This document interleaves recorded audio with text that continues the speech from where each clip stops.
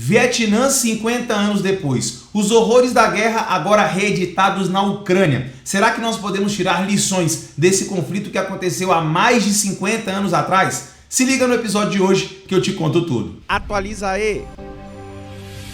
Fala galera, Toby na área, estou de volta com Atualiza aí, seu canal diário de conhecimento e informação e claro, muito conteúdo. Estamos voltando aí depois de quase um mês sem postar vídeos aqui no YouTube. Já avisei, falei com vocês aí sobre a minha mudança, né? Mudei de apartamento, agora tenho um estúdio, mas não posso mais esperar. Estamos de volta e os vídeos voltarão a ser diários para deixar você completamente informado. Só vou pedir um pouquinho aí a desculpa de vocês, porque o áudio ainda não está perfeito, ainda tem um pouco de reverberação, de eco aqui no estúdio, ainda não está pronto, mas eu não posso mais esperar. Eu vou deixar vocês totalmente atualizados, tudo que rolou aí para trás, que foi importante, eu vou colocar vocês aí a par de tudo, provavelmente aí com 2 vídeos por dia, para a gente compensar esse período aí que eu fiquei afastado, tranquilo? Então, para você fortalecer o canal, claro, dá aquela força, dá aquela moral, deixa aí o seu like, compartilha com todo mundo e, claro, ó, os comentários aqui ó, abertos à vontade para vocês comentarem educadamente, claro, a sua opinião aí sobre o que você quiser, tranquilo?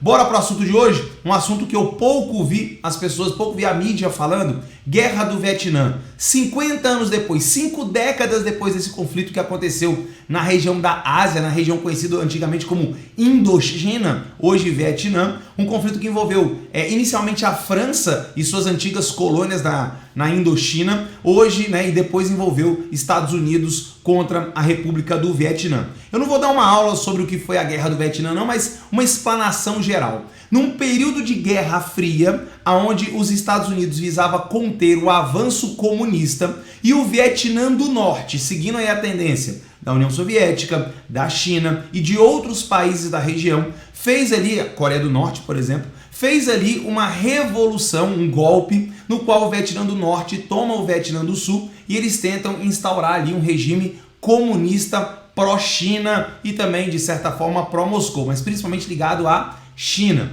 Claro que os Estados Unidos, naquela política de contenção do avanço do socialismo, não permitiu isso e acabou enviando tropas, enviou aí mais de 100 mil soldados para lutarem aí lá no Vietnã, uma guerra que durou aí quase uma década, foi um negócio assim muito longo e talvez seja o maior trauma militar americano. Uma guerra que muita gente fala que os Estados Unidos venceram, muita gente fala que os Estados Unidos perderam essa guerra. Se liga que a história não é bem essa, tá? Do ponto de vista militar, os prejuízos que os americanos causaram aos norte-vietnamitas, ao Vietnã como um todo, foram gigantescos. Do ponto de vista militar, os Estados Unidos claramente venceu esse conflito. É um conflito até um pouco semelhante entre Ucrânia e Rússia. Você tem um país gigantesco, forte, poderoso e rico, e um outro país muito mais fraco, né? Fazendo essa comparação. É como se os Estados Unidos fosse hoje a Rússia e o Vietnã fosse hoje a Ucrânia, beleza? Mais ou menos isso. Mas o que acontece? Do ponto de vista moral, os Estados Unidos saem derrotados da Guerra do Vietnã. Por quê? Porque esse país mais fraco, esse país menor, ele consegue com muito apoio internacional, no caso do Vietnã do Norte, muito apoio da China principalmente, ele consegue armamento e ele causa grandes baixas ao seu inimigo. Então o seu inimigo é muito mais poderoso, mas ele também vai sofrer bastante, tá? Então do ponto de vista moral, a vitória sem dúvida nenhuma foi do Vietnã do Norte, que inclusive depois unificou o país como um todo. Mas do ponto de vista militar, dos objetivos militares, dos prejuízos causados, dos ataques e tudo mais, os Estados Unidos obviamente causou um número de baixas muito maior. Morreram milhões, tá, de vietnamitas nessa guerra e alguns milhares de americanos, tá? A proporção é mais ou menos essa. Claro que para um exército tão poderoso quanto os Estados Unidos, perder milhares de soldados é um negócio absurdo. Mas enfim. E essa para mim foi uma das guerras mais tristes que a gente tem notícia. Por quê? Como era uma guerra de uma superpotência contra um país pouco armado, pelo menos com armas modernas, e era uma guerra de guerrilha, sabe o que significa isso? Os americanos precisavam basicamente de casa a casa, vilarejo a vilarejo, desintocar ali os norte-vietnamitas. E a galera continuava ali, eles formaram guerrilhas que são combatentes irregulares, não formam um exército formal, por mais que também existisse um exército, tá? Você imagina, você é um agricultor, planta arroz, tá lá na sua vila, na sua aldeia, de repente você vê uma patrulha americana passando. Você pega ali as armas, metralha os americanos, guarda tudo e volta a trabalhar. Era mais ou menos isso. Então os americanos em um determinado momento começaram a utilizar armas que não distinguem o seu inimigo daquele que é civil, daquele que não tem envolvimento com a guerra. Eles, por exemplo, utilizaram o agente laranja. O agente laranja era um desfolhante, já que a guerra aconteceu na selva vietnamita. Aliás, os vietnamitas, um dos melhores combatentes de selva do mundo, juntamente aí com os brasileiros da região norte, né, lá do SIGs, o Centro de Instrução de Guerra na Selva. Então eles jogaram um agente laranja, que era um desfolhante, que fazia com que as árvores, obviamente, perdessem suas folhas para facilitar o combate ali, o combate na selva, que era um combate de proximidade. E isso fez com que os Estados Unidos tivessem até uma grande desvantagem no conflito. Outro produto, né, outro equipamento militar, outra arma que foi muito utilizada, que também causou assim, uma série de problemas, foi o napalm. Você sabe o que é isso? O napalm é uma espécie de gasolina gelatinosa, mais ou menos isso. É uma bomba incendiária. E acredite, bombas desse tipo são usadas até hoje. Algumas até mais modernas, a bomba de fósforo, fósforo branco, que causam aí queimaduras horríveis. A grande função dessas armas é incendiar grandes áreas. E os americanos, naquele desespero todo, começam a jogar essas armas de forma indiscriminada. O agente laranja causa doenças absurdas na população vietnamita muitas décadas depois ao próprio fim do conflito, e o napalm causou uma das fotos mais simbólicas, mais marcantes do século XX e, na minha opinião, mais desesperadoras. Dá uma olhada nessa imagem que está aparecendo aí do lado. Essa menininha aí,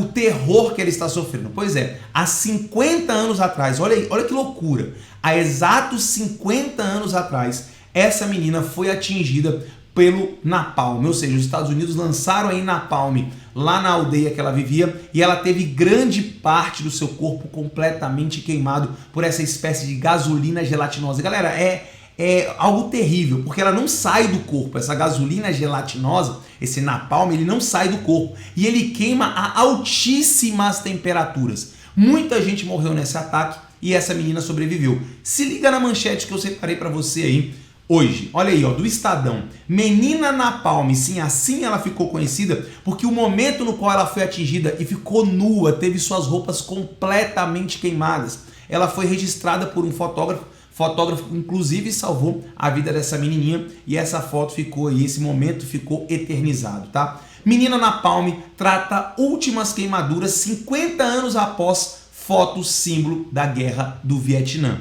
Gente, há 50 anos atrás ela foi queimada e ainda hoje ela tem sequelas daquele momento. É por isso que eu falo que a guerra é a grande imbecilidade humana.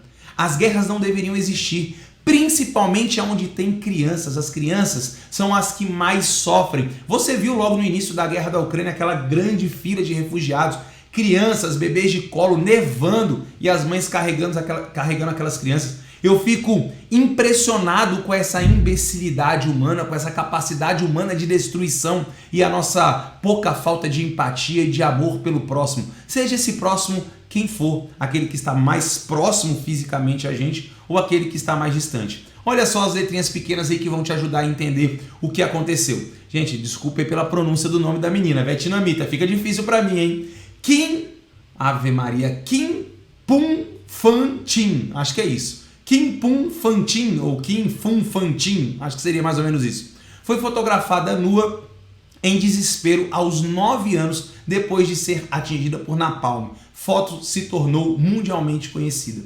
E foi exatamente isso aí que aconteceu. Aos 9 anos, essa menina aí sofre esse ataque, que de certa forma a gente até pode falar que é um ataque tão covarde quanto os ataques que os Estados Unidos, por exemplo, sofreram no 11 de setembro. Isso é um ataque covarde de um exército poderoso contra um alvo indiscriminado. A mesma coisa que hoje, por exemplo, a Rússia faz, tá? Você atacar civis, você não está atacando só os militares, os seus inimigos, que por si só já é uma imbecilidade. Guerra entre seres humanos, independente de ser exércitos contra exércitos. Mas se torna ainda mais covarde quando isso acontece contra civis, pessoas que não estão envolvidas na guerra, crianças.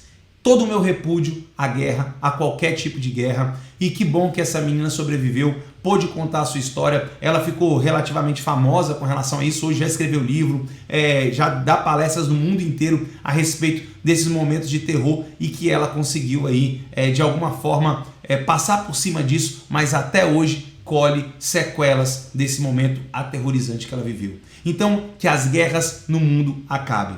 Os comentários estão abertos para vocês, eu quero saber qual é a sua opinião sobre a guerra do Vietnã, sobre essa guerra da Ucrânia e sobre as guerras em geral. O que você pensa sobre isso? Deixa aqui nos comentários que eu vou ler tudo, tranquilo? Galera, obrigado por chegar até aqui, beijão do Toby, deixa seu like, compartilha com todo mundo para que o vídeo ganhe relevância e claro, se inscreve no canal. Não deixa de se inscrever no canal porque o canal está crescendo de forma muito rápida, tudo isso graças a você. Brigadão por tudo, tamo junto e até o próximo vídeo.